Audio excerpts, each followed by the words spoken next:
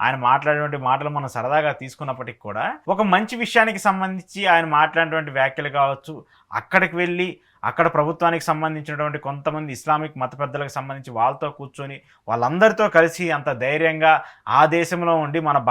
భారతదేశానికి సంబంధించిన ఒక మహిళ కోసం ప్రేయర్ చేయడం అంటే అది గొప్ప విషయంగానే భావించాలి కదా. ఇక్కడ నుంచి ఎందుకు అంటే యెమెన్లో చాలా మంది ఉన్నారు మన దేశానికి సంబంధించిన వ్యక్తులు, ఎవరు కూడా వాళ్ళందరూ బయటకు వచ్చేసి ఇంత ధైర్యంగా మాట్లాడలేదు కదా. అరే ఈమెను సేవ్ చేయండి అని చెప్పేసి ఆ ప్రభుత్వానికి సంబంధించి ఆయన వ్యతిరేకంగా నిలబడి మా దేశానికి సంబంధించిన ఒక మహిళని మీరు ఎలా ఉరిదీస్తారంటూ కూడా నిలబడి ధైర్యంగా వాళ్ళ ప్రభుత్వానికి వ్యతిరేకంగా మాట్లాడుతూ వచ్చారు. ఒక విధంగా చెప్పాలంటే అది ఒక మంచి పరిణామంగానే చూడాలి. సో సోషల్ మీడియాలో ఆయన మీద